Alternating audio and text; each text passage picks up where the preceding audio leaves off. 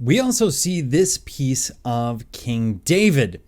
And David is going to be very interesting at the time, this specific piece. And it's not meant to look like Davy Jones, but it kind of does because of the stylized beard. Or maybe it is Davy Jones and he was in fact wandering around Romanesque Italy. But either way, with King David, what we see is an increased interest in large-scale stone sculpture in the round. This is the sort of thing that's being developed at the end of the 12th century. And it's going to be very influential on the Renaissance later on.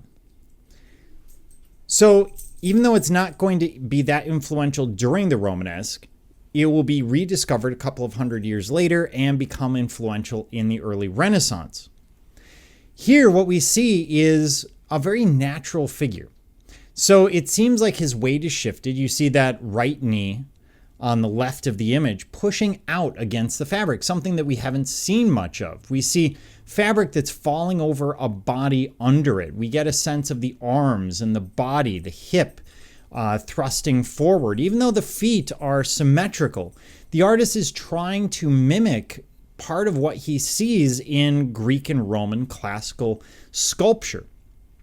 And niche sculpture would not catch on until Renaissance Italy, but it becomes a very important element. We see a lot of it, for example, in Florence or in Rome.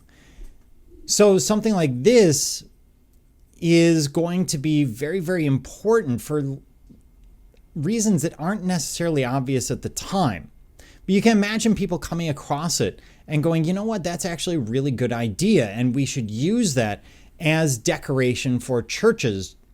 For example, we'll see these ideas not only in Italy, but the French will independently develop the same idea during the Gothic, using niche sculpture and starting to redevelop an understanding of the human form, at least under clothing. We won't see the nude form, but see the clothed form on a regular basis to give us a sense of realism, to make the figure relatable.